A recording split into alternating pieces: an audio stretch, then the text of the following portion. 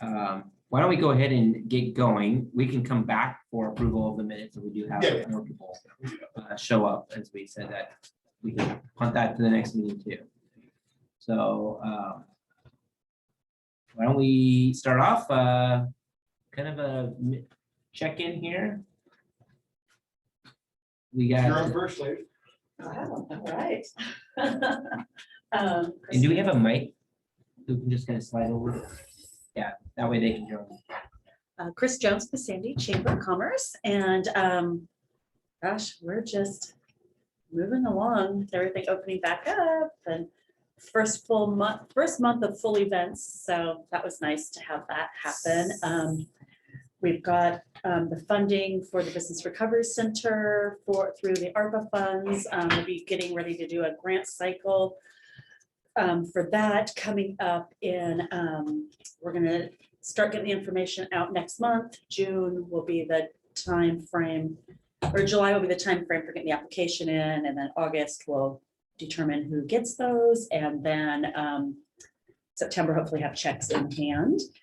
We received about $200,000 that we're going to be able to do between government camp through Sandy and boring for us. So we're contracted under North Clackamas, so that made it easier federal wise for North Clackamas Chamber? Yeah, sorry, North Clackamas Chamber, correct. Okay. Yeah. Yeah, so we're actually a contractor for them. So that actually made it easier for us to not, we still have to follow the federal stuff, but we don't have to do all the reporting and all that extra stuff that poor Laura over there has been doing for us.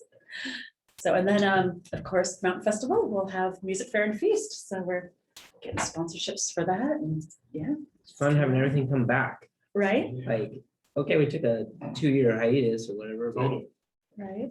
yeah. So if anybody here wants to get a sponsorship. All right. How is, before we went on to Hans there, labor situations from the chamber for all of the chamber members? I know it's been rough, and it's something that will be rough for a while. I know my own, but how is it going around here? And I'll give you an example before you. We had a big conference, about 450 people up at Resort of the Mountain here a couple weeks ago, and it was 450 people. Yeah, 450. Well, 500. Close to 500 with everybody else. Anyway, the point is they had a very small, itty bitty, tiny little staff because they couldn't hire anybody. I mean, normally they wrap the room and everyone cheers for them, and you could fit everyone in that corner. I mean, it was just probably 12 people for staff, like from everything from cleaning rooms to bringing out food to all that. It was, and then when I talked to them about 6 months earlier, it was just like their complaint was that Sandy wages were higher. Why would anybody, after laying them off? Sandy pays quote unquote, Sandy pays too much money, and we can't get anybody up here. And I said, oh, that's funny, because what I hear in Sandy, Portland pays too much money to get people to Sandy. So The wage line's over there. so like to come up to Welch's, you had to drive up there, and so that was their kind of, from the resort about 6 months ago. And then they just struggle getting employees. But so saying that, how is I would say the majority of the businesses need employees right now. It's crazy how desperate everybody has become. We started we call it Workforce Wednesday. So we have through the Business Recovery Center, so you don't have to be a chamber member, any business in town. And actually we've got, Estacada, we've got some other ones still too that post to ours, and actually we can do anybody within Clackamas County is kind of how that works. This is the electronics jobs board that we funded through the special service contract. okay? Well, Cool. actually, you guys, we pulled that one because we wanted Business Recovery Center, but it's part of that Oh. Business Recovery Center. Oh, okay. So it started. Yeah. All right. I'll be quiet. So, yeah, we have a form that businesses can go online on our website, fill it out, complete it, and then each week we update that, send it out, post it on our website, send it out on social media. And then if I see somebody wanting social media or on social media, ask for jobs, or one of us will download the link and put it on there. I've seen this for email. them. Yeah. Right. And I'm actually working with the school district. Was talking to them Wednesday. They would like to be able to put the link somewhere on their site as well, and also Yeah, that's have it awesome. start saying what age groups, Yeah, whippersnapper thing. what age they'll start at, because they've got a lot of 17, 18-year-olds that are looking for jobs. And Yeah, of course, it's 15-year-olds that want to, and it's harder for them to find work. So anyone in Clackamas County, not just Sandy. Correct. Yep. But any Clackamas County business. So if I had a place outside there that was looking for a couple server administrators type thing, Yeah. just an example. Yeah, absolutely. Absolutely. An example of this week. It's, you know, maybe I know someone. As far as the wages go, I don't know. I mean, it's kind of, there's a wide variety, you know, and it's almost like the wages at this point. I don't even know if that's the issue. It's just, there's Well- not enough bodies. We were told at a conference I went to for Oregon State Chamber last month that even if everybody who's on unemployment or not employed right now were to join the workforce, we would still be down thousands of people in the, you know, the state to. cover all There was those an open article positions. in the Oregonian, I don't know, 3 weeks ago or something about that. I think it was Oregonian that said that the workforce in the metro region of Portland, we are thousands of people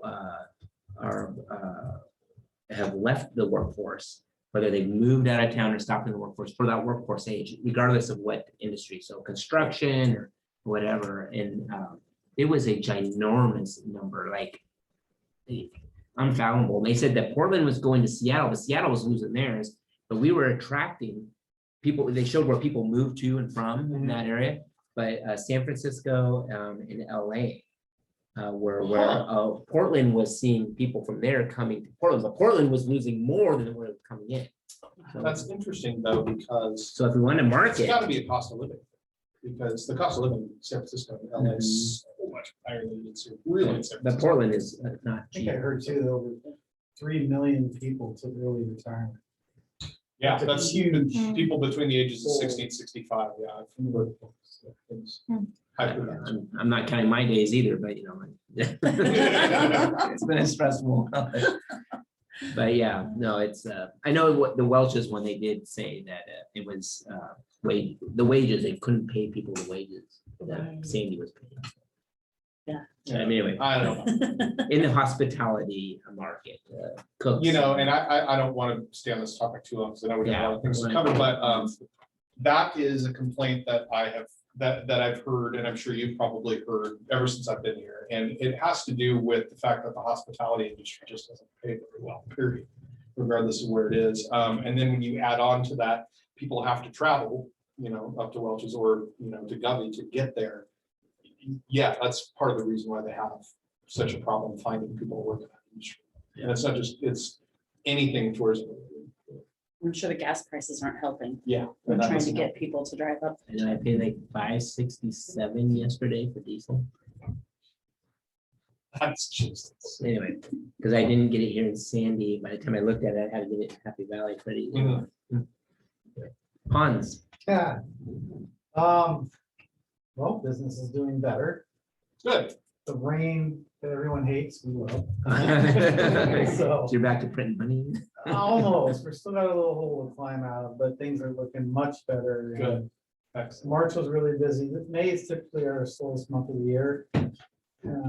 So I think we're doing good, but even being closed Mondays and Tuesdays, we've never done before, but because we don't have employees, we're closing at 4 every day except Saturday, Friday and Saturday, we close at 8. We used to close at 8 every night.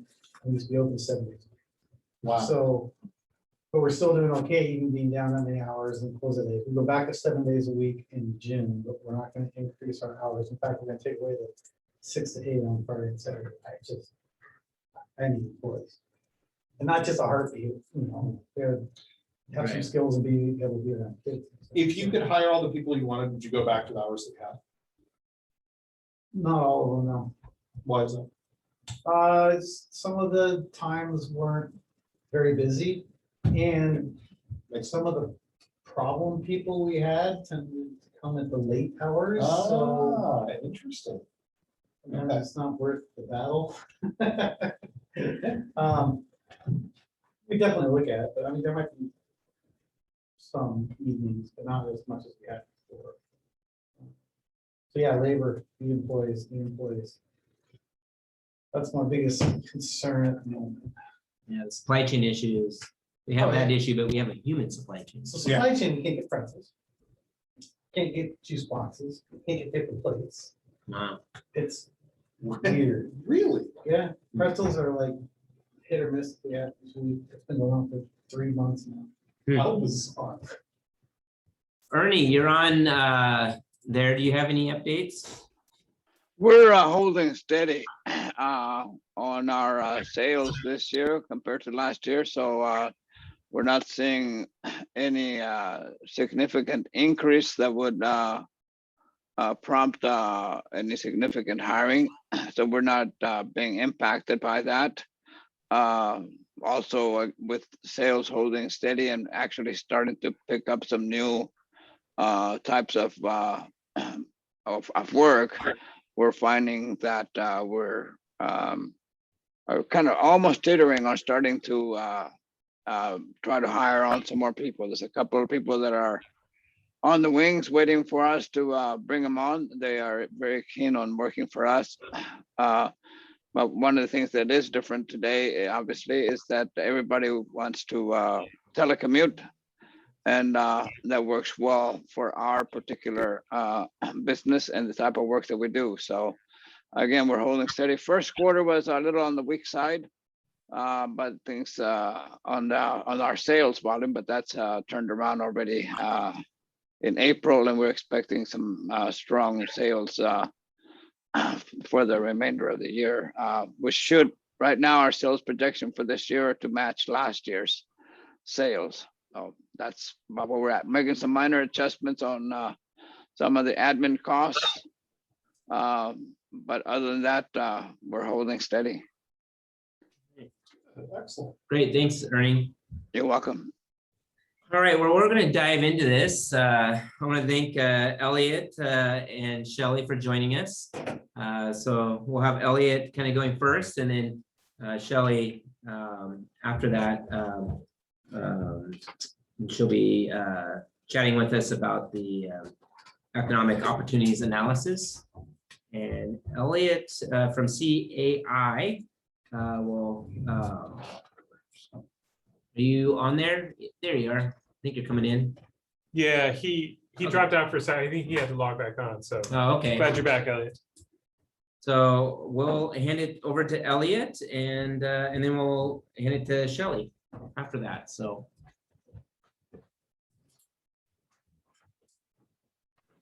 Hi, everyone. Can you hear me all right? We can hear you. I think you're a little broken up. I wonder if your connection's maybe a little bit spotty, Elliot. It's not good, I can guarantee it. You don't live in Sandy with our gig fiber. I do not have access to Sandy. That is correct. Elliot, maybe, one thing that sometimes works is turning your video off. It's helped me in the past. Yeah. I will do that. Just wanted to give you a chance to say to a name. Yeah. Actually, my internet is out here. It's been out all day, you CenturyLink, and I've got my computer running on my phone as a hotspot. So this is less than ideal, but we're going to do our best. We can maybe even do a call in on a phone. Do we have a? Yeah, we have a speaker. Is it People your- call in on Zoom too. This is Zoom. Yeah, although I just wonder, he may be hoping to share his screen and do that kind Oh. of stuff. Is there something that you could share for us and he could tell you to click ahead? That's true, Elliot. I don't know if you had slides or something. If you wanted to email them to me, we could do it that way. Two options. But a lot of it was a recap. September, and I get that Elliot, at this point, in you're. there. You may not hear us. I'll call in. Okay, all right. We need to give him a number to call in. Jeff, do you have that information? Yeah, let me, I'll handle that. I just didn't know if we're just gonna use like that phone to do it. Well, he can dial into the Zoom and then just join via phone, That's true. and then we'll see him talk, and then he can just tell Jeff. Mhm. It's posted on the agenda, so I'm hoping that he can just, but I can give him a quick call. I'll go out in the lobby and call him. Okay. So do we want to flip the order and have Shelley go first? That might be a smart. Yeah, Do that. why don't we Yeah, do that way that? you can get out of here. Fine, no. Yeah. Go have dinner. Okay. And hopefully Elliot, is good with that. Yeah, and that's how we had the order initially, so. Oh, did you? Okay. And if Jeff, you want to be able to reach out to him or Who's good with call him or whatever, that'd be great. Yeah. Well, welcome, Shelley. You've been here now, what, 2 years? A little over 2 A years. little over 2 years, and I think I've only seen you twice in person or once in person. In 2 years, I mean, it's like. I have yet to go to a council meeting in person. Okay, so maybe this is our first time we've actually, I know we've done it on screen before, so appreciate your little videos you put out there. I know that is, being on the council for 16 years and planning for a couple more years on top of that, the way you presented that just really is something that people can understand. And Yeah. so I don't know if that was your idea or someone else's idea, but No, it was my idea. I It's think been great. planners are sort of notorious for using a lot of jargon and a lot of kind of unintelligible language. And it's, really important. I think that's where a lot of the kind of frustration from the public comes from. It's just not feeling like they're being told everything. Yeah. Do you have a phone number for me? I'm trying to find it. I'm sorry to interrupt, Shelley. Go ahead. No, you're okay. Yeah, please continue.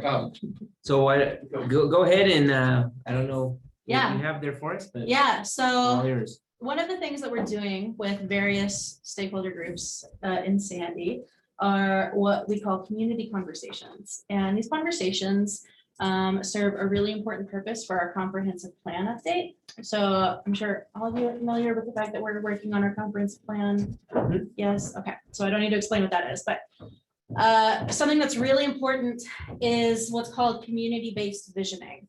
So what that means is instead of staff sitting in our offices and doing our little analysis and deciding what's best for Sandy, instead it's incredibly important that we come to the community and that we talk to as many people as we can about what the values are, what the priorities are, what the goals are. So we're doing these community conversations with a number of different groups. All of the advisory boards for Sandy, some resident groups, some of the nonprofits. This week, we're actually, we're doing kind of a modified community conversation with about 300 seniors at Sandy High, which is really exciting. Oh, wow, cool. Yeah, yeah. So that's what we're gonna do tonight. We're gonna take about 45 minutes to go over some kind of high-level questions. And what we're interested in capturing is your experience either living in Sandy, owning a business in Sandy. If you have some, technical knowledge, that's really important too. But you don't need to worry about not having prepared anything. These are like pretty high-level questions. I'm going to. You said 45 minutes because we have the Elliot's presentation as well. So just Oh, make yeah, sure we- yeah. What time is this meeting over? Usually 8 o'clock. Or 8 o'clock. 8 o'clock. We'll do half an hour. Okay, I just do want to make half sure an we give Elliot time to Yeah. be able Well, that's to, assuming that we can figure can that. get Elliot on, but. Okay, so I'm just gonna write down. Just so we're taking notes. So this first question. Why did you choose to live in Sandy, or more specifically for this group, own a business in Sandy or work in Sandy? Well, I came out here because we had our son and my parents live out here and for Okay. babysitting. So Yeah, we moved, so your we family. came- moved out here originally for that reason. Okay, I moved out here because the city of Sandy hired. okay, employment. From where? I was, well, from out of grad school, I wasn't working at the time, but the last job I had prior to that, I had a small chauffeur. Oh, Before. This is Ernie. We moved here because we just fell in love with Sandy and the area. Its proximity to Mount Hood and the rest of the everything that comes in as a function of the location. This was a beautiful town for us to choose to move to. The business came later on, and we wanted to stay living in Sandy. And so that's meant that the business was gonna be in Sandy. Ernie, what year did you move here? We moved there in 1984, January of 1984.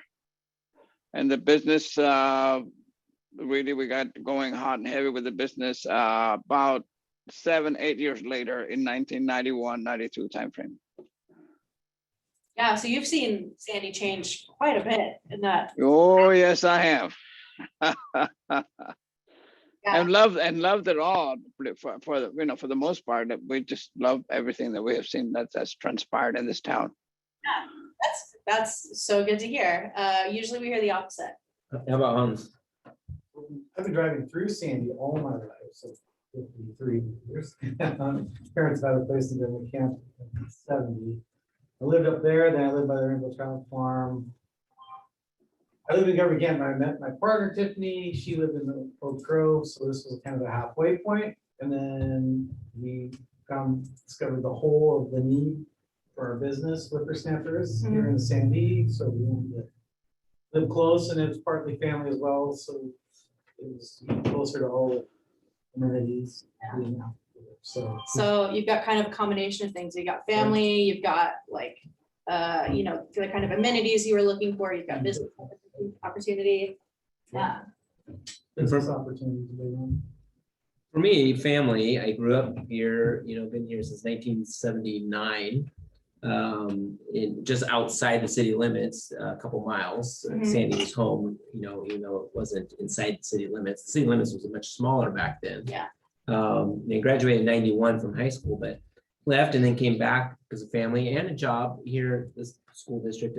But, you know, just loved the small community, but family and the mountain, I think a lot what Ernie said there, you know, I've had opportunities of other places, but I just love this side of town in the, when I say town, metro region Yeah. and out towards the east there. So Yeah. it's just a beautiful place. I always love coming home when I travel. Like grass is never greener on the other side. It's just different grass, but Yeah. So, but anyway. And the fact now that we know we have gig fiber at our house is, you know, how can you move? Yeah, exactly. I'm a little jealous of that. Yeah, why else? Why did you choose to live in Sandy or? any business in Sandy? I put as a secondary reason, the natural features as well. I mean, Yeah. I used to be a fairly avid hiker and Yeah. biker outdoors before COVID, and I plan to get back to doing that again.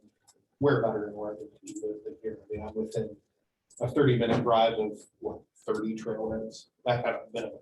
Yeah. I would think. So, Recreation. yeah, outdoor recreation. Outdoor recreation. Yeah, I made the decision to move from one of the best housing markets in the country to one of the worst in the country, because I think this is the most beautiful place in the country. We really like that green buffer between Sandy and the metropolitan area. So that's a big plus for us. We still live in a small town and we appreciate that very much.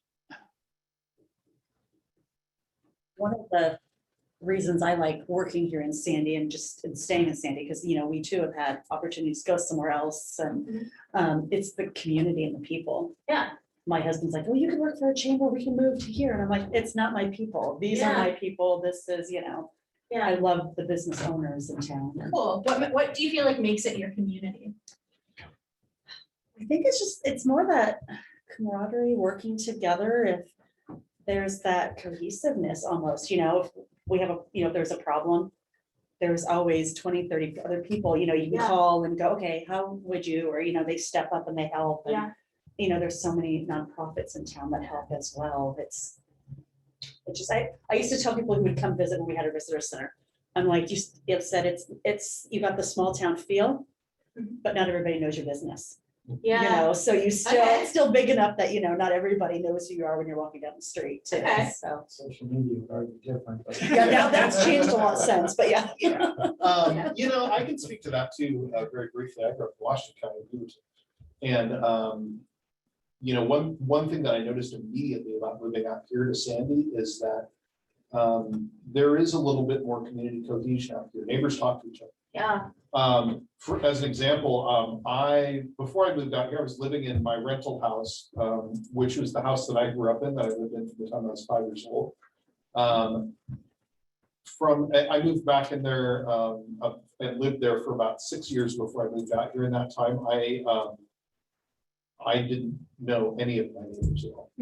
I now live in a shared wall housing complex with 6 units in my building, and I know every one of my neighbors, and we hang out outside at least once a week. Yeah.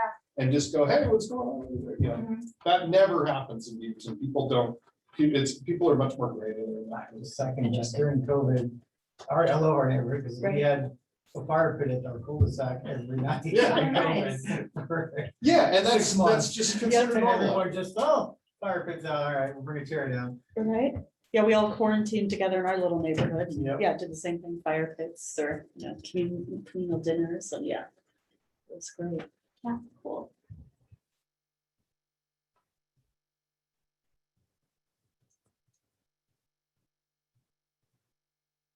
I would say one of the other things is, for me, for work, I mean, less than 2 miles to get to to get to work is amazing. Yeah. But no commute, the non-commuting, Yeah. because I commuted to Lloyd Center District for years Oh, and man. to Beaverton for about 6 months, and yeah.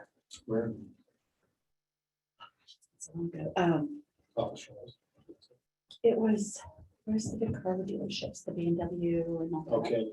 Yeah. Uh, South Canyon, that was it. Cool, awesome.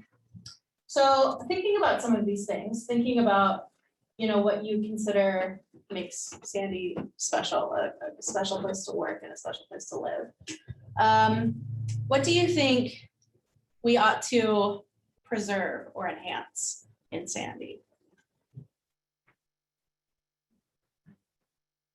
Some living wage jobs, Okay. What kinds of jobs, what kinds of industries? anything that provides living wage for families, so they don't have to travel away from the city to work. Excellent. Yeah, We will be exploring that in great detail.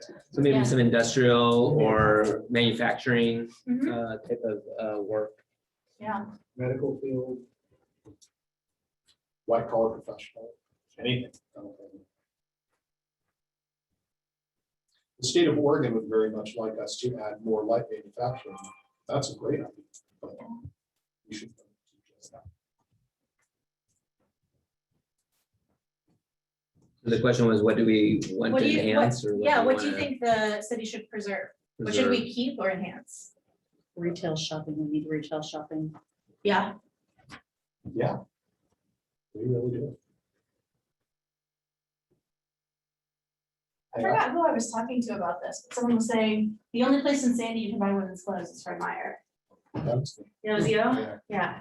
I had two check. Although now that's not true anymore. Wait a socks. second. Yeah, Yeah, you remember this I story? I had two Czech exchange students here, Oh, yeah. 18, 19 years ago. And one of them was like, I need socks. And like, where can I go? You walk around town, ride the bike to go get socks. And from the Czech, everything in Europe is, kind of, you can get anything. yeah. I'm like, scratching my head, there is not a single place. This is before Fred Meyer's. And I'm like, I'm gonna have to drive you to Gresham to Fred Meyer's to get socks. Yeah. Wow, there's no socks in Sandy. There was Yeah. nowhere in Sandy for to buy socks. So that's changed. I Mhm. mean, you can go for Myers, you can probably get it at Mart or, maybe a few other places for socks, but women's clothing would be, Yeah. one. But that community feel, I'd like to preserve the community, feel, how that looks like. And I think sometimes that doesn't mean staying a small city, because some of that community feel, you do need to have some growth for that. And some of those amenities are, the arts or something like that. Yeah. Not having to go to Portland or to do, but having that stay in our community. And COVID kind of destroyed some of those things, like it destroyed a lot of things. But as we come out of COVID and back to that, where do we, and maybe because people are able to work from home or not drive to Portland or want to go there, that there'll be more interest to have some of those things. Theaters, like, we had Yeah. the theater that went out of business up here, or maybe it's some other types of that community feeling, because we're so close to the metro. It's not like our side is of town. Yeah. On the other side of the mountain, not next to Bend, but you would have had some other of those types of things because you aren't so close to go drive 30 miles over here and just go get that type of service. Right. So, Preserve that green buffer between Gresham and here. Yeah. yeah, Do not let them connect. That's so interesting you say that. So, and that's very political because I've had to Steve be, Bates would disagree. yeah, you disagree 1000%. interest, that's, I wanna know about that. Yeah. I'm giving a conference presentation this fall at the Oregon chapter of the American Planning Association, their annual conference, and I'm talking about, how do you maintain what people like about small towns in the context of growth? And I think those green buffers are really important. And then, yeah, I love, Councilor Pizza, what you were talking about, kind of those community assets and fostering those kinds of things, even when the city is growing, to maintain that sense of community. And speaking of those community assets, I think that list would not be complete unless it contained Sandy Net as a public asset. Oh, yeah, for sure. Well, maybe if they have enough money, but to make Sandy Net available, that's one of the reasons why it's so important. Yeah, every single community conversation we've had so far, somebody, at least one person mentioned Sandy Net as, and a really important asset. I think our trail system, not that we have a trail system, we have a trail and another one, but the growth of that and That could be improved upon. improved upon, right? Enlarged in different ways, that park system that we have is a great We only have one good trail, but that's about it. we have one, but it's really steep. Yeah, I know. Under the river. Well, it's cool. That's what I think. Tickle Creek is Good. the, It's the big one.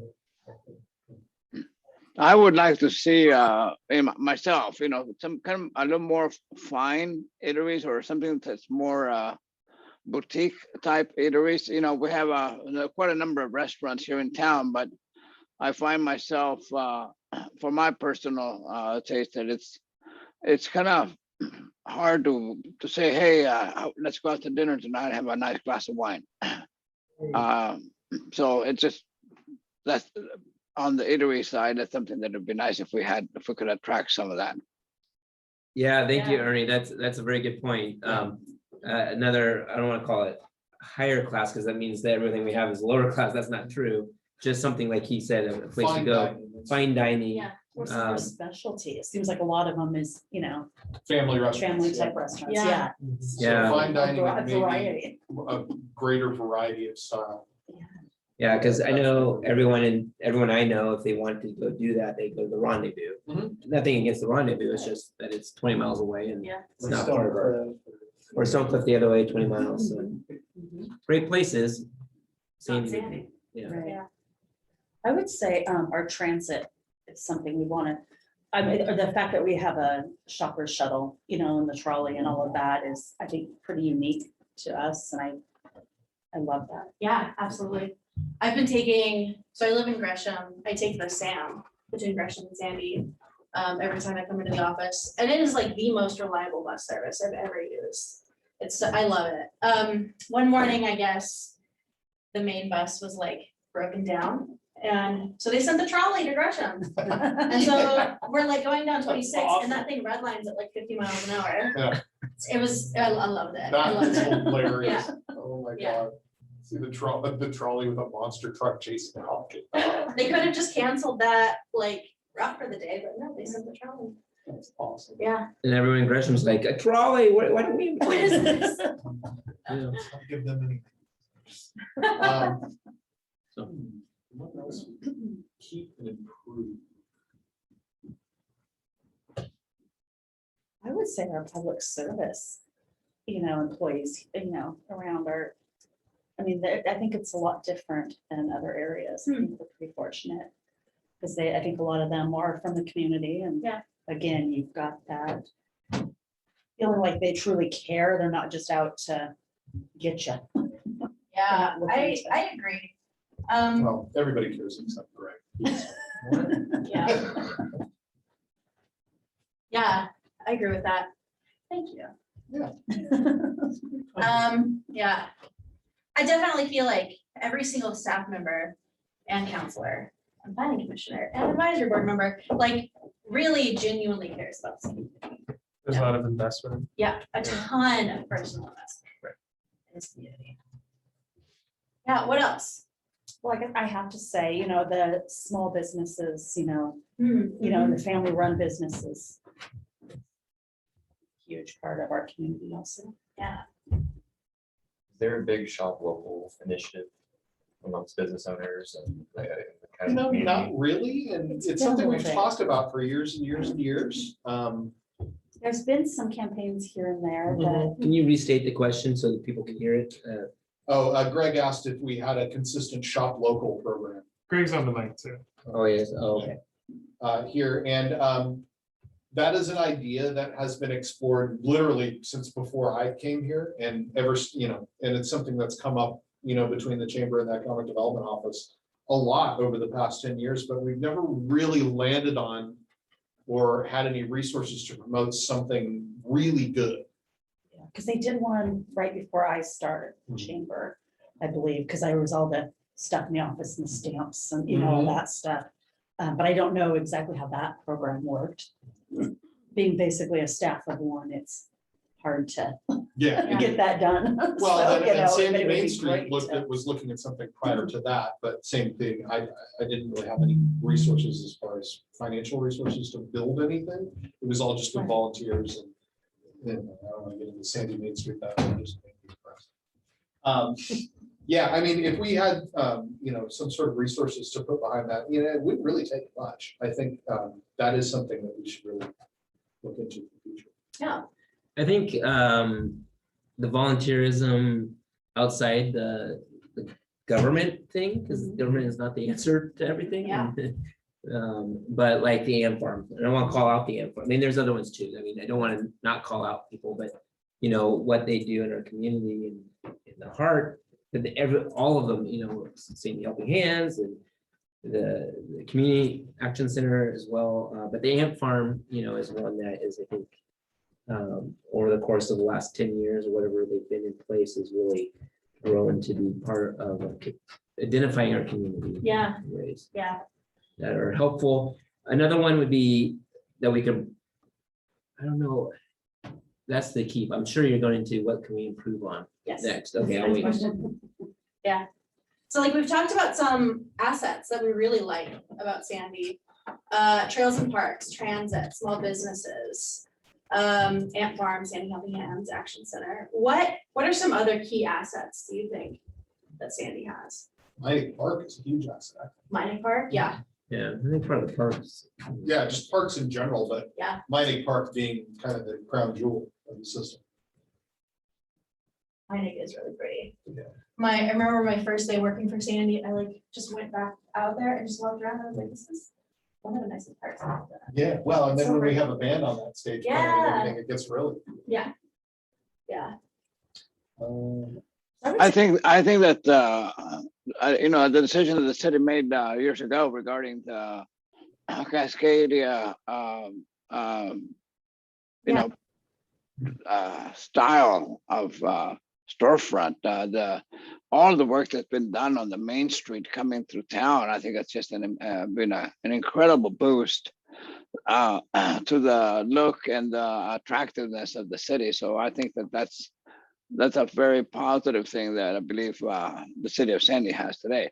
I understand that some people may have in the past, objected to perhaps the added cost or things like that, but I also personally, as well as others, I think benefited from the city's ability to provide some financial support in that. So I really appreciate that of the city and the leadership, and also the outcome, the result of it.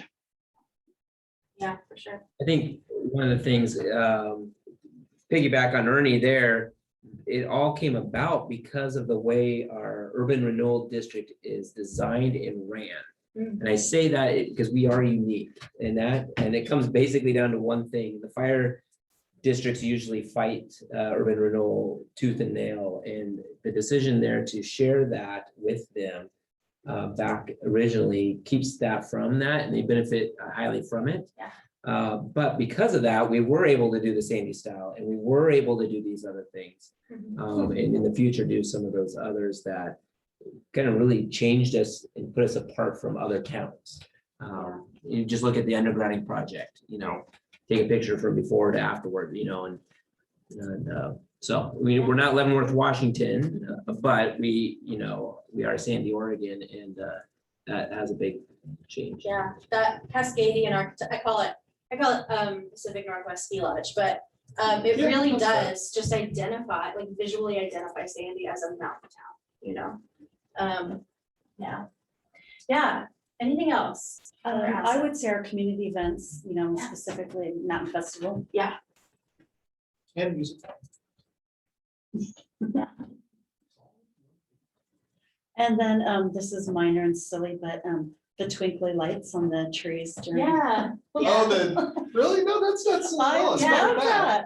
I want it on both sides. I want it on the other side Yeah, really yeah. bad. No, I'm actually really heartened to hear you say that, I love because it when that's on. there has been some question in the past of, do you really want to keep that expense going and everything? And the resounding Yes. answer I've gotten is, yes, we do. I'd like to see it year It's a- round. I don't know, but.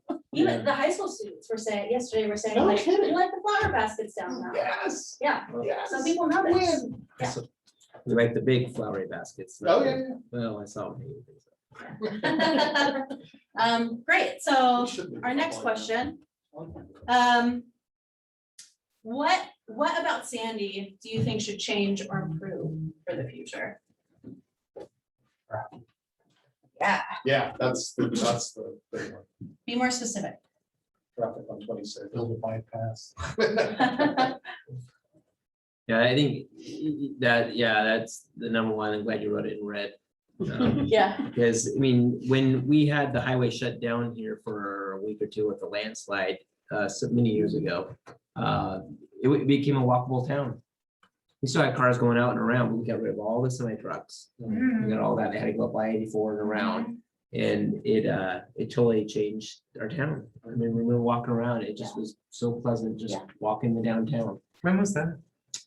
This was, while ago. That was before I was here, so This- this was about 12 years ago. yeah, something like It's that. what caused Bill King to run for mayor. Oh, So okay. I there was remember that this. landslide, but it happened at the same, it happened at Oh, the this is a same. different. No, this So is this- landslide that happened. Yeah, this is the landslide that right happened up before here. Sleepy Hollow. Going across Highway Oh. 26, and you had to go down across the bridge, and they couldn't take so many trucks across Mhm. Sandy River and up around. Mhm. Oh, But anyway, that being said, that's a huge thing that we can fix. I think,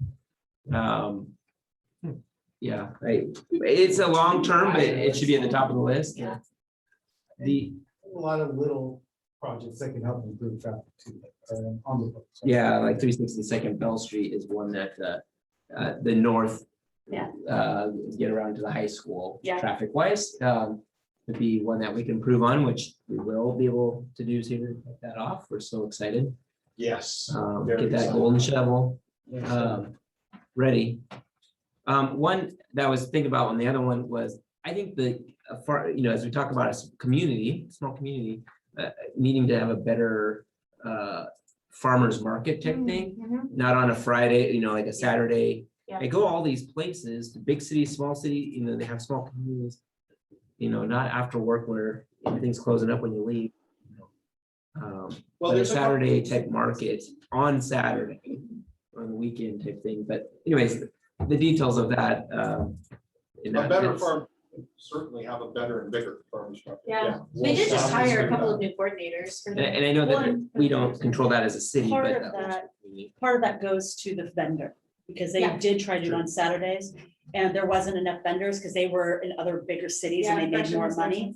So that's why they went to the Friday, because they could catch those people that do the weekend ones. Yeah. But if yeah, we're- if we could find a way to bridge Right, that. and that's where sometimes the city at a size limit changes. We Right. have. Yeah. From that to grow Critical mass. critical mass on that. That was something I was The just, city could have some influence. We talk about downtown, like Pleasant Street, that, you know, we have these master plans, but having, you know, pulling that off the main highway where you can walk Mhm. amongst your businesses and restaurants and that thing, so. Yeah, Yeah, walkability. Yeah, downtown. And Ernie, you were gonna say something, or were you just clearing your throat? Probably clearing my throat, but I also, that to your point, the bypass, I think that the high degree of traffic in the city, especially when you're talking about large trucks, has been it is a major distraction. I've also noticed in the last few years, there's been probably a lot less, I'm gonna say, of speed limit enforcements. I know that the city does not want to be known for speed traps. But I see that the steps have been taken to get the traffic to slow down a little further out. But when people get into the couplet, it's difficult to get people to slow down. And that just makes it a little bit more challenging with the high degree of traffic that we have. So that's a distraction.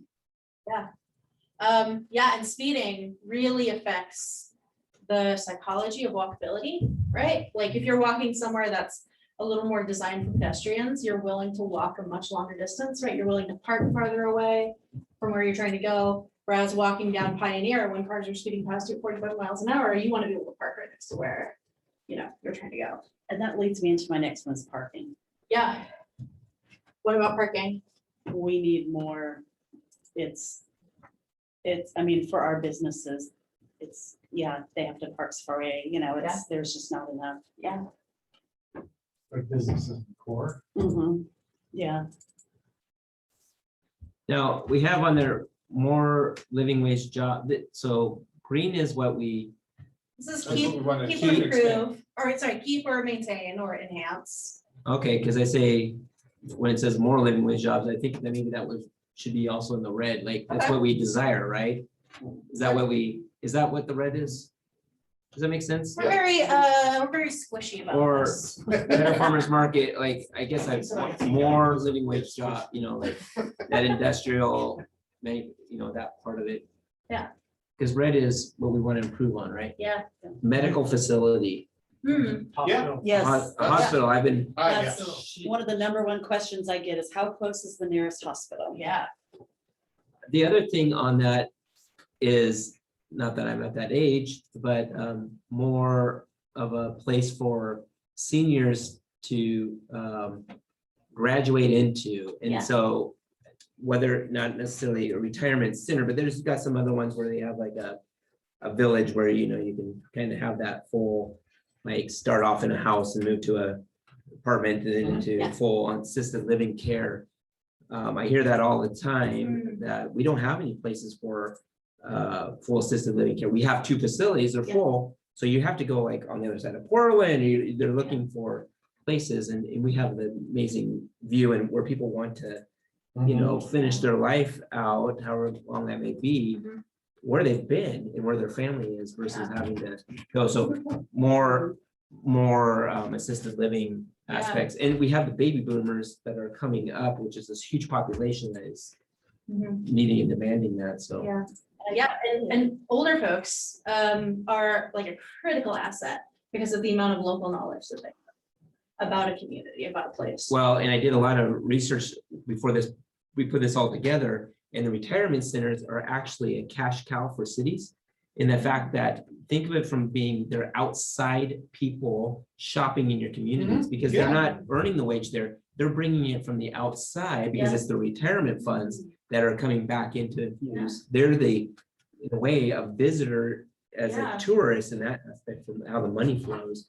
So if you can have that, Interesting. but with that also needs to be like somewhere where you have medical facilities close Yeah. by. Yeah. Not you have all that here and then you're driving to Gresham.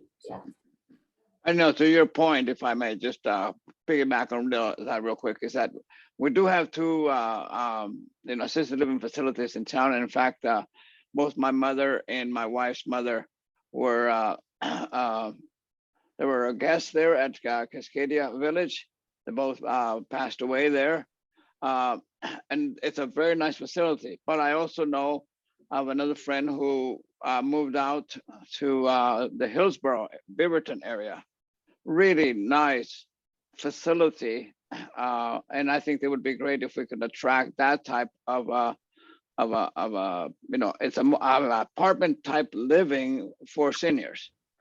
We're seeing a lot of other construction going on in the city, but I think that's an area that would be nice to see coming in because we are lacking there.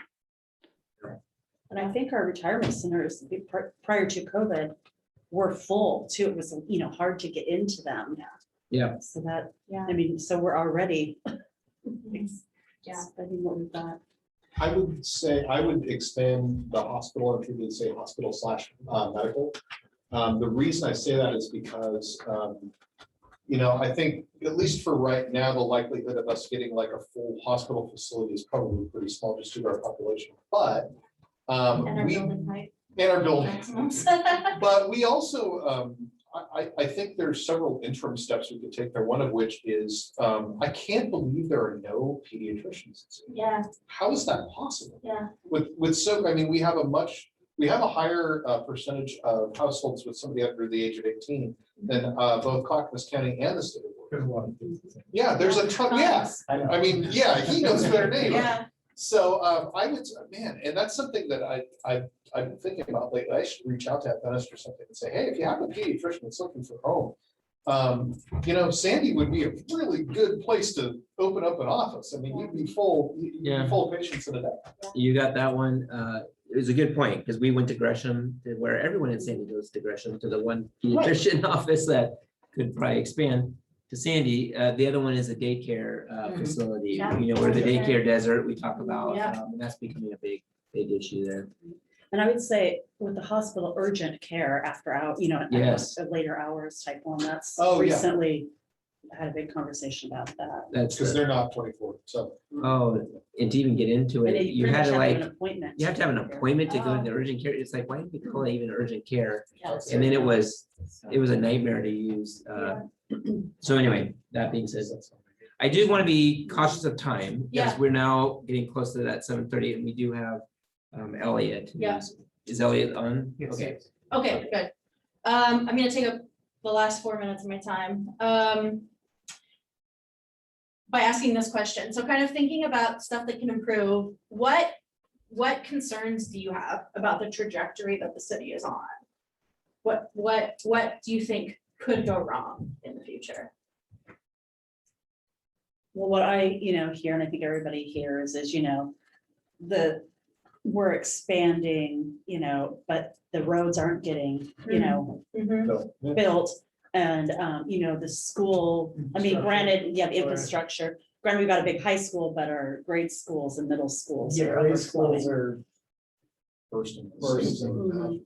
Oh, yeah. When was the last time we built a new grade school? Sarah? It was Kelso back in 1978. Oh, How wow. can that be? They I don't. mean, what was the population? What's that? They move them as they retire old buildings, it seems like. Right. So the- Yeah. the- Well, the But grade schools are what was the ones. population of Sandy back then? 5,000? In the It's like- 70s, less than that. Yeah, less than that. It's 13,000. Yeah. How OTA can- used to be, How is that? Control. possible? That's where I went to school. We had Bull Run. They shut Bull Run down. Yeah. Amazing.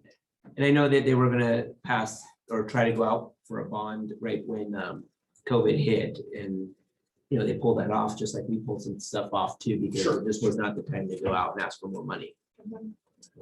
Yeah. What else? What other threats are there in the future? That things could go wrong, Doing nothing, doing nothing, okay? having no vision, doing nothing. So I think this is why we're having this, why Elliot's gonna chat with us. As a city as a whole, having a comprehensive plan and everything else, bringing that vision, but then doing nothing with it or Yeah, infighting with different ideas. Yeah. Very polarized ideas can go wrong yeah, because every 2 years another council comes on board, as I've seen a few times, and we rehash the same thing again. Like, we need to make a decision and go for it. It may be not the right decision as we find out in the future, but we've got to have that ability to Yeah. make that decision Yeah. and go. But to do nothing is and just let it organically kind of grow, Mhm. whatever, without direction is yeah, a bad thing. right, yeah. Metro Creek. Metro Creek? Gotta have a plan. Hashtag Metro Creek. Wait a minute, what'd you just call? Emergency planning. Just Oh, in yeah. general. Mhm. Yeah, Yeah, that got brought into very clear focus during the fires. absolutely. Nothing like having everything that's important to you packed into a small 3-foot pile in the middle of your living room. It's the evacuation. Right. Okay, Cool. thank you guys so much. This is fantastic insight. So what we're doing with all of the information we're getting from this is compiling them all into kind of a single spreadsheet. Thanks, Jeff. And kind of going through everything, uncovering some themes, figuring out, what different stakeholders need, figuring out what their priorities and values are. And then we are turning all of this into a vision that we're taking to city council, doing some kind of workshopping with the counselors to come up with exactly what the vision is going to be, and then that vision is going to guide the rest of the comprehensive plan process. So thank you so much for letting me take your meeting. This Absolutely. is great. Thank you. I'm Thank you. looking forward to having you come Yeah. speak at our Who's that luncheon gonna be, by the Wednesday way? at Sandy Family. Same family. They have a little. Next exhibit in the- Wednesday. at the- In the room in the Yeah. back, yeah. Awesome. All right. And you're allowed to participate then too, because you might think of good stuff. Right, I might have the other more. All right. Well, thank you, Shelley, for your Yeah, time. thanks, Shelley. Yeah. And Elliot, I hear you're back on. Can you hear us? Can we try this again? Oh, wow. fix it. All right. Yeah, now you're super clear. It's my neighbor's Wi-Fi, actually. That's Awesome. outstanding. It does the neighbor know. Yeah. Apologies for the false start. My internet has been out since early this morning, courtesy of CenturyLink. I've not been able to resolve it yet. Initially, my neighbor's was out too, but theirs has been restored and ours has not. So the kids were playing outside as this meeting was starting up, and they offered to let me jump on, and I took advantage of that offer. So it's a temporary solution, but it's better than my phone as a hotspot, which is what I was operating off of earlier. In any case, glad you can hear me. Thanks for having me. This is a really exciting opportunity, and I benefited tremendously from being able to listen in to the previous presentation. In fact, I wanted to make this more about you all speaking than about me speaking, and I was going to ask some similar questions. So it's given me the opportunity, as I've been off screen here, to sort of refigure my questions a little bit. But I don't think it's a bad thing if we cover some similar territory. In fact, I think that your comprehensive plan, your EOA, and your economic development strategic plan are going to have to speak to each other in very clear terms. And so we will inevitably be covering some similar ground. Since, and I'm tempting fate here a little bit, but since to run through the presentation that I had before, but if that gets wonky, then I'll just ask the questions and we can kind of do it this way without any slides on screen. Does that sound workable? Let's We'll give it a shot. try. Okay. I think the slides will show up over there. Okay. All right, We're in business? we're in business. Great. Wants to, you're welcome to sit up here and look at the slides more closely, but it'll probably be fine, I'm sure. So I don't know if every one of you were present when I gave a presentation to the board. I think it was last September or thereabouts. I imagine we don't have everyone here tonight that was there that night. So some of this is a little bit of a recap, just what is an economic development strategic plan? Why do you do it? How can it benefit Sandy? But I want to breeze through that. I'll take any questions you have, but I'm going to move quickly and then get to the questions that I'm learn along the way. Just kind of a little bit about us. I benefited tremendously from your updates at the beginning. Oh boy, it's saying my internet connection is unstable. You can still hear me? Yeah, we can hear you. We got a little bit of flutter there in the last 30 seconds or so, but you seem to be coming through clear at the moment. Yeah, right. honestly, I think still share your screen, even if you turn off your own video, that might be a good approach. Yep. Let me manage that quickly. Here, I can maybe help out. Let's see.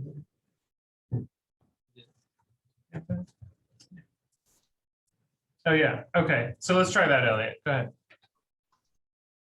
Okay. Need to get to a different view here.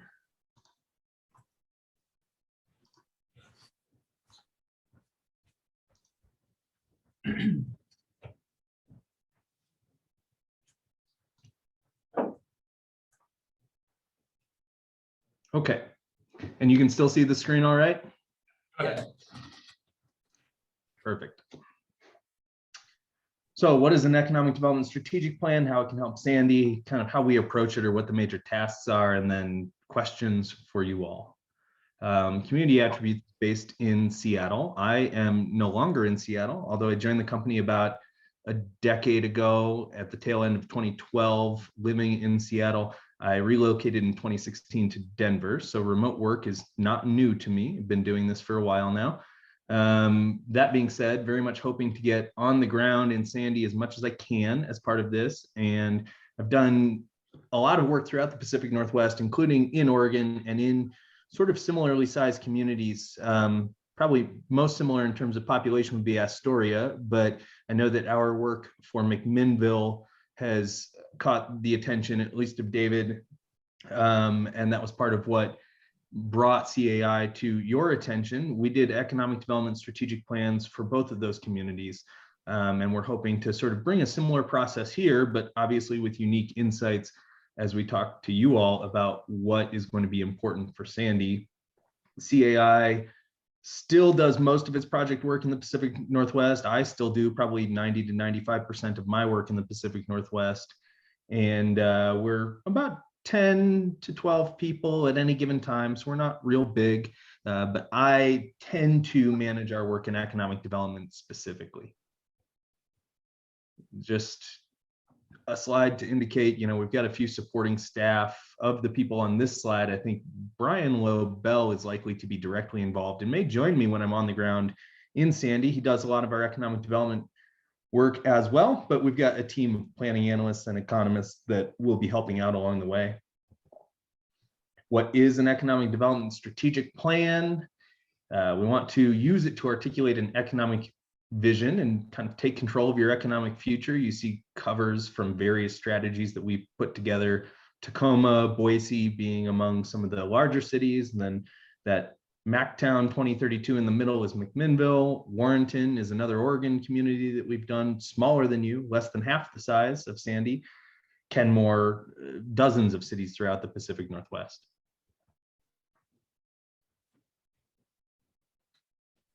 We want this to be a roadmap. We want it to be relatively near term because we want it to be extremely actionable. So we tend to focus on sort of a 5-year time horizon, or maybe at the most a 10-year time horizon. And it's wedded to a vision that is longer term, but we want to get to the level of implementable actions that city staff and partners can start to pursue as soon as we wrap this process up.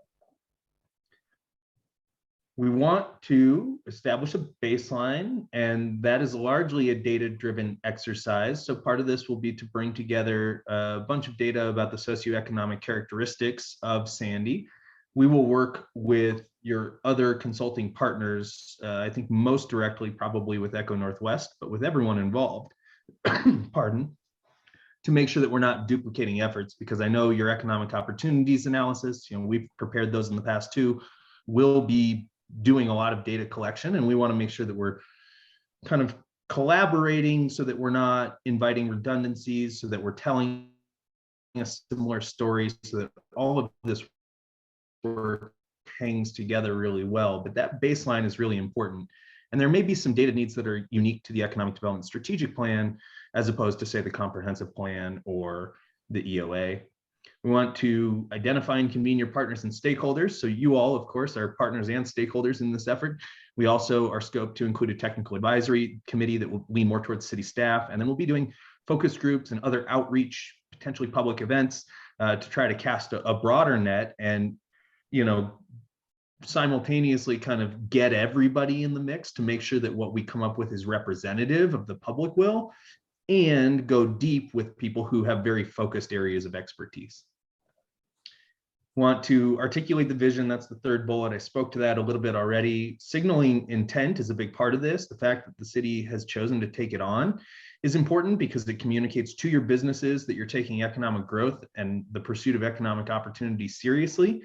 And then the fact that we prime these things for implementation by getting everything into bite-sized chunks or getting them into actionable detail means that you've got an opportunity to go out and start crossing things off the list really quickly. And, you know, everyone realizes that when you're doing that, there's a ton of value and that you're serious about economic growth.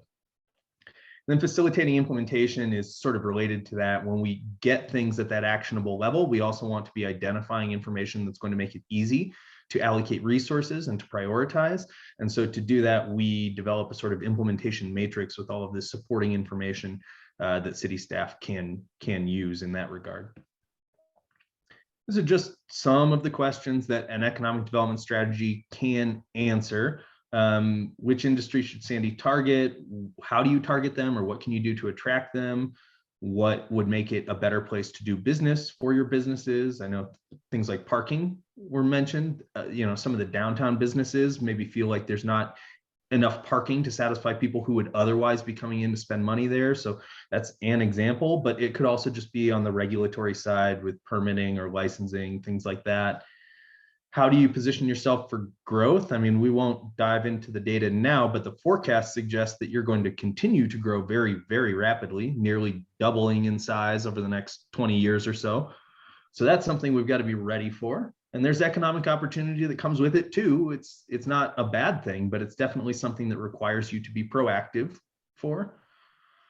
How can you better leverage your existing assets? I heard about a number of those. I missed a few as I was transitioning from phone and then back to computer and whatnot, but I'll mine the recording and we can keep talking about them a little bit more here tonight too. But things like SandyNet, I know, are a huge asset that you have, and we want to know who does that provide the most value to, and then how can you target those people to get them in Sandy? And by people, that could be businesses too, of course. How do you grow without sacrificing a high quality of life? I heard a lot of people speaking to why they chose Sandy or why they've stayed in Sandy for such a long time. And that's something where, again, to go back to being proactive about growth, you want to make sure that you're maintaining. And then how do you align residents, business community, and public officials around a shared vision? What's the kind of continued and ongoing engagement that needs to be done? That's just a small sample of questions that this sort of project can answer. And again, related to the EOA and the comp plan, but important questions for sure. These are sort of cornerstones to our approach at Community Attributes, you know, just sort of how we do economic development principles that underlie our work. We want to focus on local assets and place-based strategies. So this is not a drag and drop effort. Even if these 5 principles sort of underpin all of our work of this sort, what we're looking to do is find out what's unique about each place that we work and trying to scale that up to provide more value than it currently does. Community Attributes was founded on data analysis. That's something we sort of hang our hat on. So we want to empower that data by telling a story with it. So not just giving you a bunch of numbers or a bunch of Excel spreadsheets, but making it understandable, making it visually appealing, telling you what it could mean for economic opportunity in Sandy. The third one, to sustain growth, be a good place to live, is sort of fundamental. Maybe it should be first, but I didn't imply prioritization here. We think that increasingly you attract workforce talent by being a place where talent wants to live. You attract new companies by being a place where founders, CEOs, executives also want to live. And so quality of life is sort of central to our understanding of economic opportunity. Engage stakeholders proactively to write the plan. This one will really resonate with you all by the end of this project because you are the stakeholders we're going to engage to proactively write the plan. But we don't want to tell you what to do. We want to help you craft a a list or a narrative about what is most important to take on. And we've got perspective by virtue of having done this work in many communities that we think can help. But as we get more and more detail in the strategies and the actions, we don't want to stop doing that until David and company tell us, yes, we think we can do this. Like this is actionable enough for us to elevate on our agenda, or we can ask council for an allocation of X dollars or whatever it may be. It's up to this group and the other partners and stakeholders to help us iterate on the strategies to get to a point where it is truly impactful and doable for Sandy.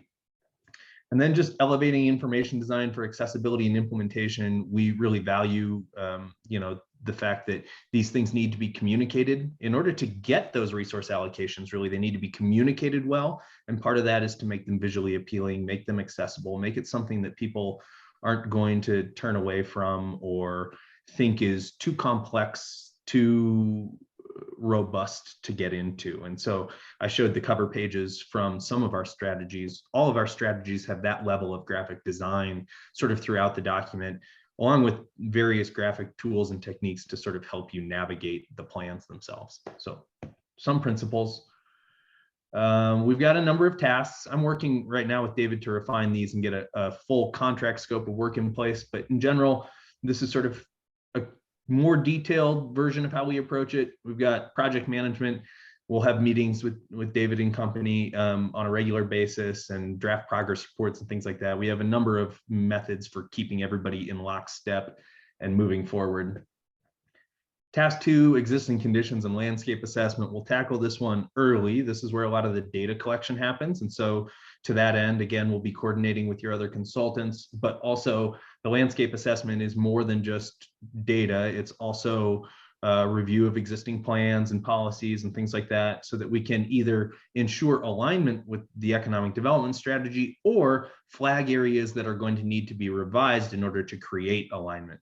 You likely won't have that problem because of the simultaneous nature of all of these updates, right? You've got a tremendous opportunity here for all three of your strategic plan, your EOA, and your comp plan to talk to each other. And as a result, it's going to be less about flagging places where your new economic development strategy is incompatible with your comp plan, and more about me just being in good communication, coordination, and collaboration with your other consultants to make sure that all three of them are rowing in the same direction. Nonetheless, this will result in a sort of separate deliverable with the data, with the findings from the review of other plans and policies, et cetera. Task 3 is a SWOT analysis. This is another one we'll scope more specifically to make sure that it doesn't duplicate efforts, because a lot of what you were putting up on the whiteboard there is sort of related content to a SWOT analysis. So we don't want to create redundancies, but this is really important information for us to understand as we put together the strategy itself. Public and stakeholder engagement. We've got the technical advisory group. As I mentioned, we've got the economic development advisory. That should be board. That's you all. We will meet with you 3 to 4 times. So this is the first of those 3 or 4. I understand you meet every other month, and I anticipate this project will last approximately 6 months. I'm less certain about that in this case, just because I want to retain a little bit of flexibility to make sure that we are coordinating with the other projects and we are sort of plugging into some of their milestones or working towards some of their milestones. But certainly your comp plan update will be on a longer time frame, for example, than this economic development strategy will. So over the 6 months, or you could call it 7 or 8, we'll find 3 or 4 times to meet as a group, and that will be pegged to different sort of points of inflection in the project, right? We'll have materials for you to review. We'll be looking for specific content or direction from you all, specific input on work that we've put together. We also have some community studios. That's the community facing portion that I mentioned before. And then we will have other forms of outreach, such as through Sandy Speaks, different online options. And then on the back end of this, a couple of public presentations and things like that. So in broad brushstrokes, that's the approach to stakeholder engagement for this project specifically. Task 5, visioning and goals. We start at the highest level. All of the content in your economic development strategy will be arranged somewhat hierarchically. If we start with the vision, that's sort of the broadest level.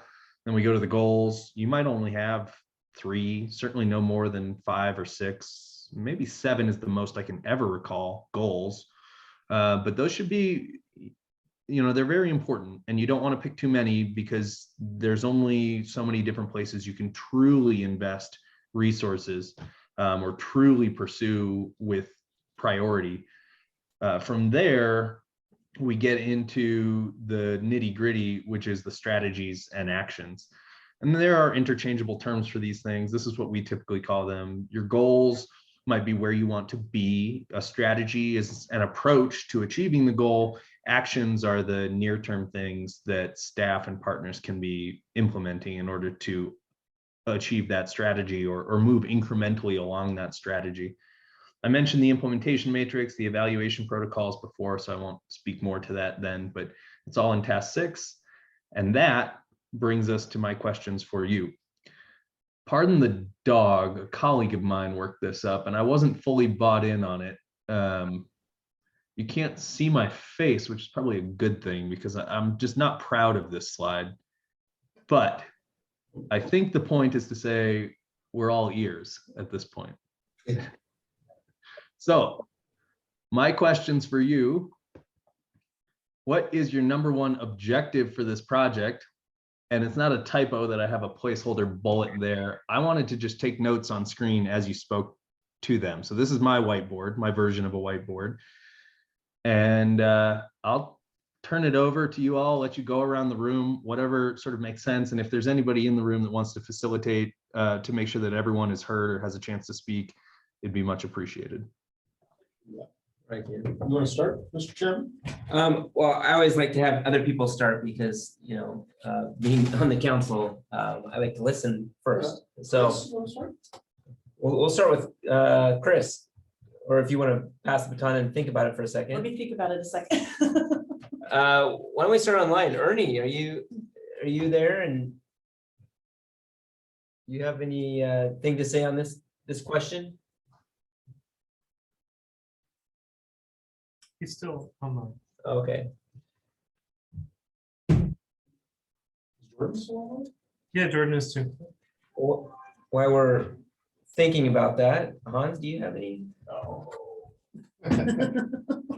Number one objective. Oh, one, that's where it's like number one's like so huge. I guess, I'll go ahead and start, and maybe I'm not catching it there. The number one objective for this project, I think, was just to give us a plan to go move forward. That would be something I talked about earlier, is we don't know where we're going, and I'm afraid that, we're going in all these different directions. But we can have some type of a master plan is overused, I guess, but a common focus that we staff and we know as a community, and this is where we as a community said, hey, this is where we want to be going towards that direction as a community for the next 10 years or so. Gives us the ability to kind of go out and recruit, or go out and publicize, and people also know what our community wants in that aspect of things. And maybe I can kind of give the staff perspective on that too, which is, I think, along with that idea, my number one objective for this project is, so as far as business recruitment efforts, when you ask different people, not just people in city council, but staff as well, where should I be focusing my efforts?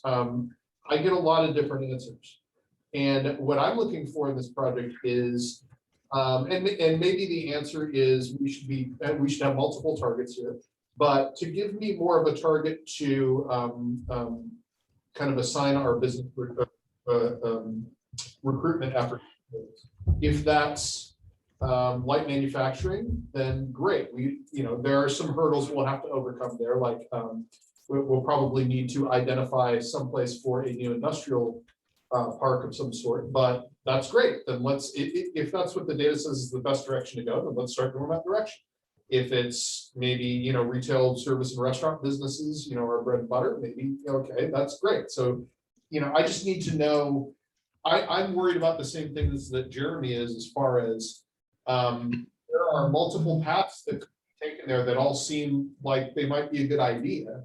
But it seems to me like going five different directions at once is not probably the best solution to all of this. So I'm really curious to see what the data says as far as where should we be focusing those efforts?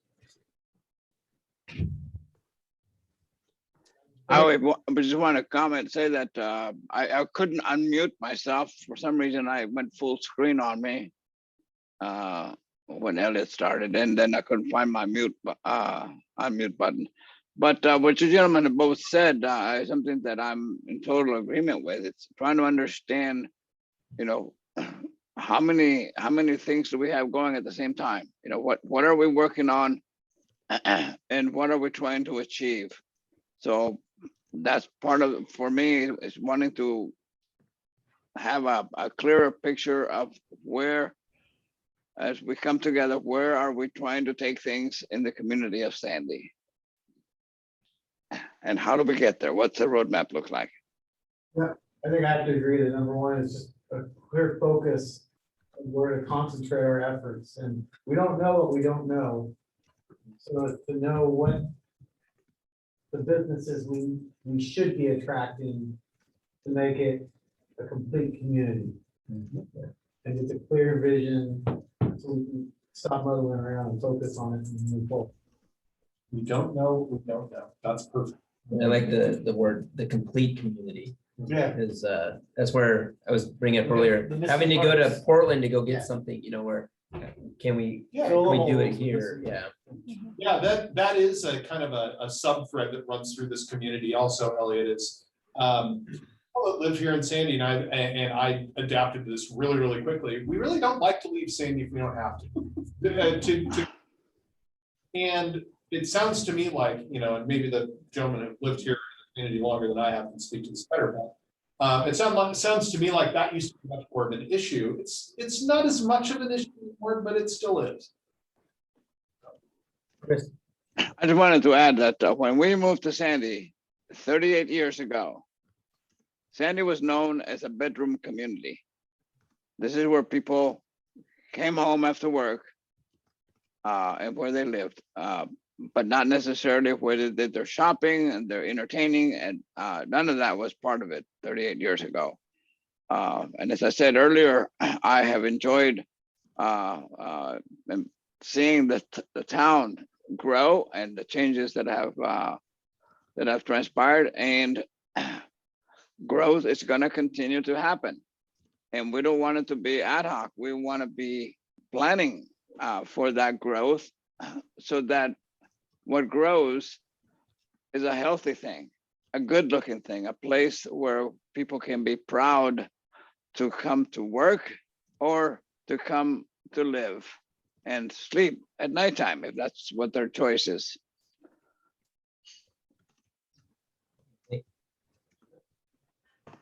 Well, gosh, I really agree with everybody that clear vision, you know, to me is important to be able to pass that on to the businesses so they know where the city's headed and, you know, what is in store for them. And I probably more personal for me would be during this is, you know, making sure that our current businesses are represented and protected, I guess, you know, instead of bringing in, saying, oh, we want to bring this in, but it pushes maybe another smaller company out or something. So I think for me, maybe that's, you know, more from the business side. My objective is just, I think people get frustrated when they don't understand and they don't know specifically, you know, what's happening. So they add in their own agenda and their own pieces to it. So being able to communicate that clearly, like everybody has said. Yeah, right. Like you're once again today. Yeah. A lot of conversations today. Yeah. Yeah, it's about- one the other day too. I think we've gotten a response from everybody except Jordan, if he's online, wants to contribute.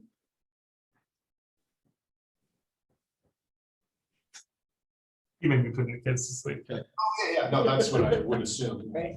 Jeremy, do we have a hard stop at 8? We don't, it's just more of the hard stop is just to be considerate of the board, because I know we have other things going on, so. Yeah. We can go a little bit farther. Yeah, let's go to the next one. I think we've gotten everybody's input on that question. There's Jordan. Oh, wait, Vincent's- hold on. I knew it, I knew it. All right. So, Okay, Okay. she looks tired. Yeah, she was. So, yeah, let's move on to the next question.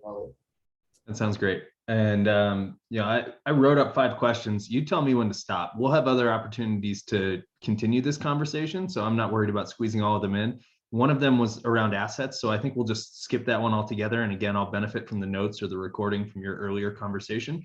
But if we can get 1 or 2 more in, by all means, let's do it.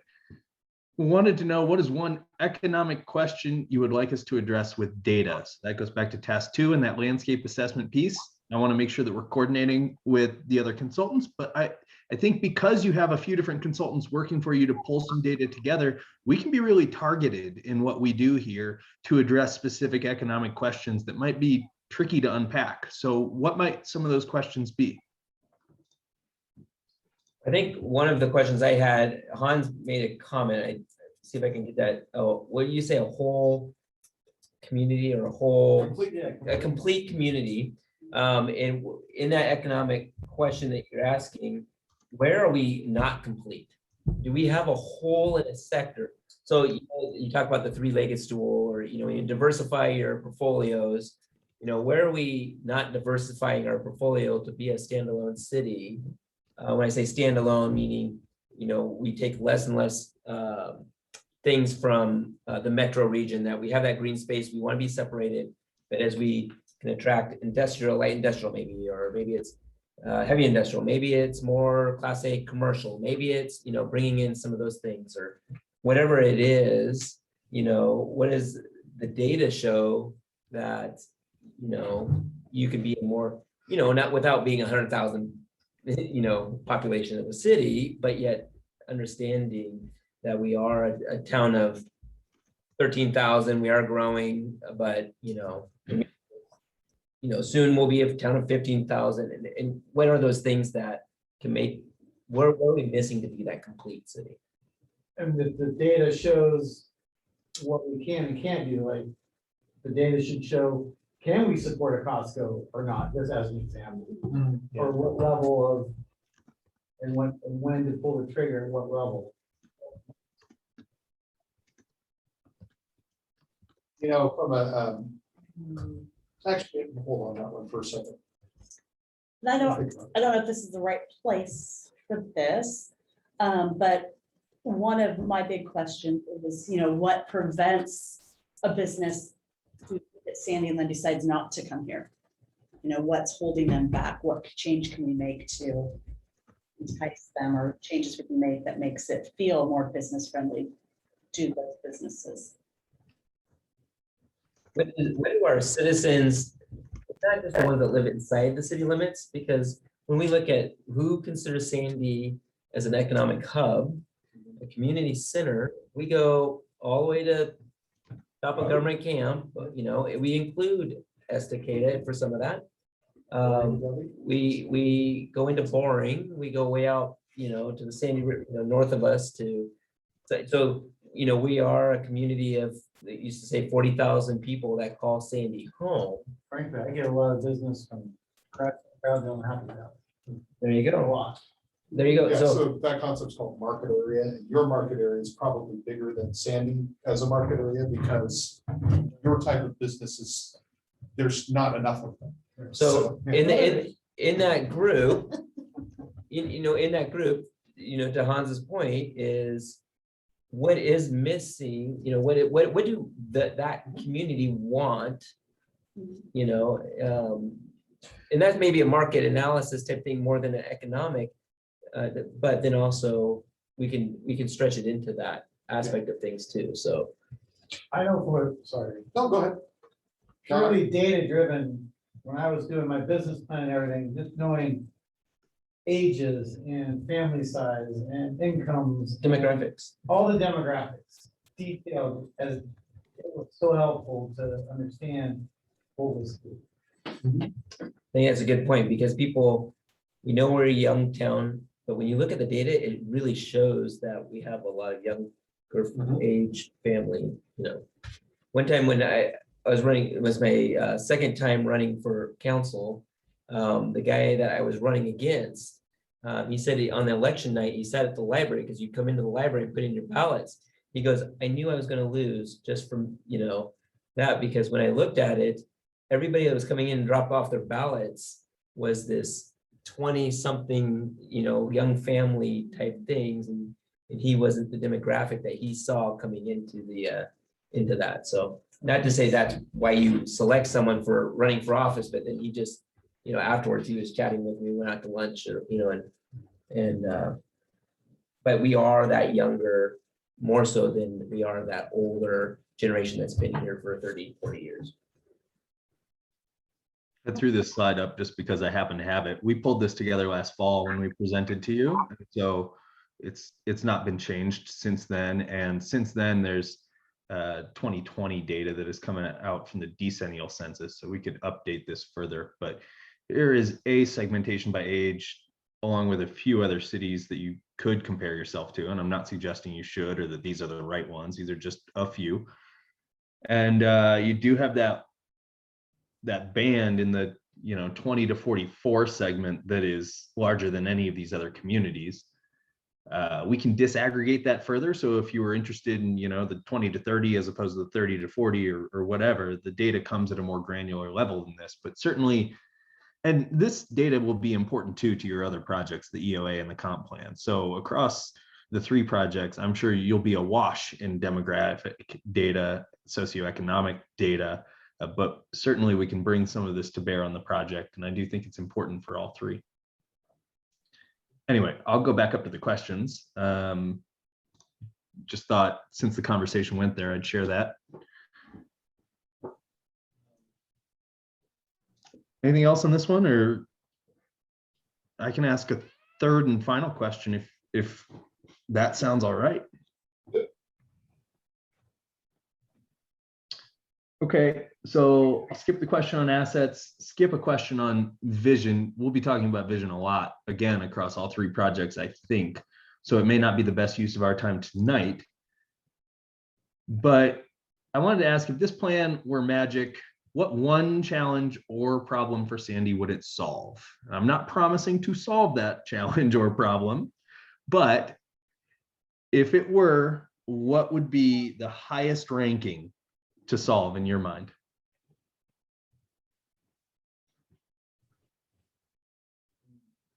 That's a good question. I suppose for the purposes of your economic development strategic plan, we're largely focusing on economic problems. But again, there are all kinds of interdependencies. You know, if it's demographic trends that are a threat for economic security in the long term, then we could address that. If it's an infrastructural thing, we can address that. If it's a competitive positioning in the regional marketplace, we can address that. But I'm thinking fundamentally about economic challenges. I guess the one economic challenge I would like to see solved using magic would be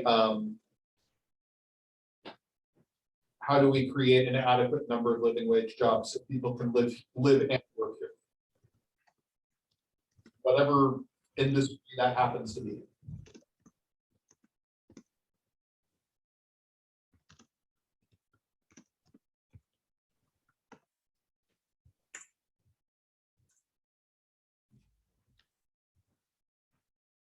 To be able to shop the plan around for people, businesses that we are desiring to have, to be able to come to Sandy and say, Sandy, we recognize them on the map. It's hard sometimes for small towns to do that, but you know, be able to attract what Sandy wants here. We'll use an example that was used many years ago that we tried to do, was more of a hotel, you know, and be able that bring that in. We came very close, but you know, maybe it's that fine dining, maybe it's the whatever, you know, that's there, that industrial park type thing, light industrial, that hospital, but be able to, if this plan were magic, was be able to attract what our community wants. So I heard a little bit of a couple of things in there. I think both are useful, but I want to pin it down. There's the identification of those things, the fine dining or the light manufacturing or whatever it may be. And then there's the communication to them, or the presence, making Sandy feel present to them. Does one of the two of those, I know they're both important, does one of the two resonate more with what you were saying, or is more aligned with what you were trying to get at? I don't know. I use an example. When I went to the National League of Cities a long time ago, in chatting in one of the presentations was, being able to sell yourself for what you are wanting. People don't know what they don't about your town. You know about your town. You know about all the great things. And not to say, hey, we need to go get a national company by any means, but there's some local companies. There's other things that our community has desired or wanted there, but how do we communicate that out? And maybe it's other, local people here that don't know that you want that want to step into that business arena, or that driver, or be that owner of some franchise that is desired by the community. I don't know if I just didn't answer your question there, but I guess I am on politics, so. I think it's good enough for me. By all means, correct my course if what I'm putting on the slide is not aligned with what you're trying to get at, but I think I'm with you here. I think I understand. Okay. I think another, I don't know if it's the right time or place, but the image or reputation of the town, what is Sandy known for? I know as a kid growing up, it was stop, get gas on the way to the mountain. And donuts. And donuts, Joe's Donuts. Yeah, that was it. Like, what's our image? What's our reputation? I think if you can identify that, then you will attract what you want for that. Like Mount Angel is known for its Oktoberfest, or Hillsborough is known for manufacturing and Nike, or something. I don't know. Yeah, something like that. I would just paraphrase it and said, what is our identity? Yeah. And what do others see our identity as? Right. I mean, Yes. of what our identity is sitting in this book, but we're trying to attract businesses coming mostly from outside of the community. So how are we perceived? Very good point.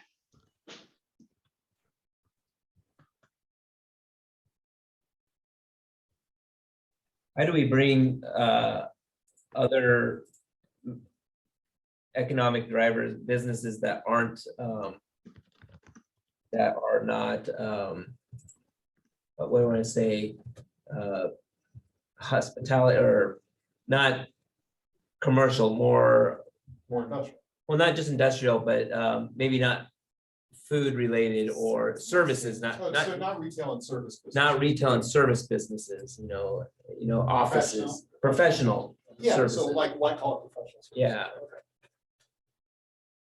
I want to say, hey, we want to locate and say, we have some rural headquarters type things here. AEC is one of them, and some others, but how do we could have a magic one, like how do we get more that call Sandy the home, Canal Construction, we have the Turins, we have some. But It's Hoffman Family Gold.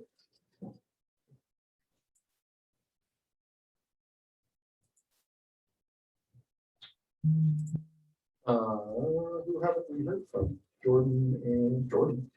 I think that's, everybody has commented on this one. Jeff, take a shot at it? I don't really have anything to add, honestly. Fair enough. No, I mean, Greg? Anything from the Sandy Net perspective? No, it probably touches more on kind of what Jeremy said, those jobs are landing something. I like the idea of more of a tech side or something a little bit out here, still close enough to Portland, but Yeah, makes you know, sense. that is kind of the subtext of, you know, a smaller question I had, which is we have this fantastic resource in SandyNet here in Sandy that most small towns don't have the privilege of having. How much of an asset is that, really? I mean, can we use SandyNet for business recruitment purposes? Is there, I mean, and how do we go about that? I mean, it's more than just having a nice internet connection, right? Or is it? Well, I would like to think that having hopefully a good internet connection would allow talent to live Yeah. and work remotely in Sandy that can be used or incentivize companies to start up or move to the location. But And could also serve to increase recruitment of workforce too. I mean, that is something that people take into consideration now in buying a house as well. Can I get service there? And if I can, what are my options? Well, SandyNet's a damn good option. So, I mean, Ernie, and we've talked about this before, Ernie has a few employees that factored into their decision to buy a house here in the Sandy area. So. That's all nonsense. Strong internet connection is highly overrated in this day and age. Coming from a guy that is hijacking his neighbors.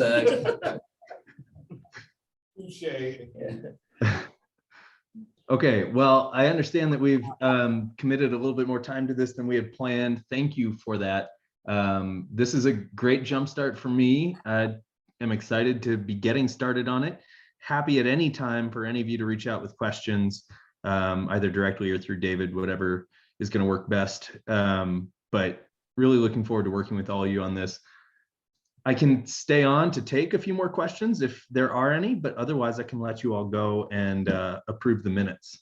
We didn't have any more. Well, people. we still don't have a quorum, so. No quorum, so maybe next meeting.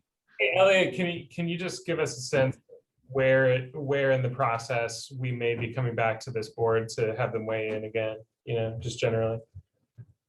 Yeah, so if we think about a meeting 2 months out, we would be in July.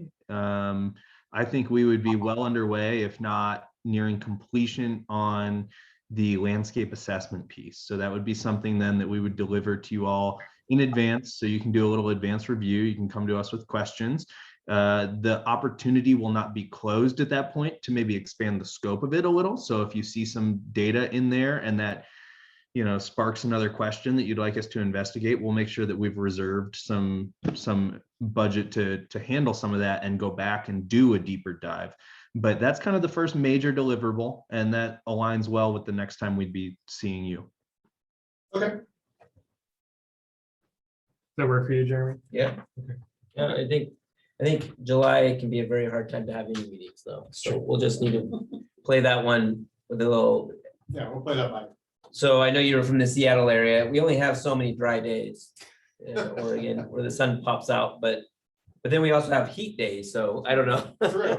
Yeah, which we never really used to have to worry about before. And now So, we do. So Trying that to might get be a good excuse to get in out of the I'll sun. say, yeah. air conditioning may Yeah. encourage us to have meetings but it's just hard to get any community members in the summertime just because of that. So And Anyway. Also, Elliot, I'd like to talk to you a little bit maybe about a web page. We'd like to start kind of an intro web page on the City of Sandy's website, and we have the capacity to build all of that here. But we want to kind of introduce the Economic Development Strategic Plan just to the community at large. Just, hey, this is what it is, and put a few, you know, real basic stuff on there. And then over the course of time, as this project goes on, as we're doing for the EOA and the comp plan as well, we can update that page with additional information as it's generated. But I can talk with you about that tomorrow, maybe via email or something. Transparency, what? Yeah, government And- transparency, dude, And public engagement. and public engagement all in one webpage. Well, and I'm, you know, with the chamber, more than happy if there is information that you want passed on to the businesses as well, you know, we can do that, or listening session or whatever, you know, outreach, we'd be happy to host. That That would as be well. very helpful, thank you. And we might take you up on the email list on for a few of these things we could. So Elliot, I do have one question for you. Absolutely. to get too personal. Which city in Colorado do you live in? And the reason I ask is because I've worked with some other cities in Colorado about getting fiber to the home, like Sandy did. And so if you live in one of those cities, maybe we can guide you into getting on some of their boards to get you some good fiber. Boy, that would be that would be great. I live in Aurora, second largest city in Colorado, but I live just one block, maybe half a block, even outside of Denver. So I'm in it for the most part. Aurora is quite big. There are different parts of Aurora that have very different character. There's a very rural part of Aurora that's sort of prairie living out on the east, and then there's West Aurora, which just butts up against Denver and is functionally the same. And I'm kind of in Northwest Aurora. Okay. If anyone can recall traveling in and out of Denver prior to the construction of the new airport, the old Stapleton Airport, that was all redeveloped with 20,000 homes and whatnot. And I live in that community. Okay. I'm gonna say some other rural areas that Colorado has been trying to do what we did here in Sandy as well. So, but you're in the heart of CenturyLink. Yeah. So I am, yes, for better or for worse. anyway. All right, well, if nothing else, thank you so much for joining us, Elliot, and Shelley. We appreciate it, and we'll go ahead and close off this meeting. Thanks. Thanks, everyone. Thanks a lot, Elliot. And bye, Jordan. Bye. Thank you. Good night, sorry about Thank that. you. Good night. Kids are Bye-bye. in bed now.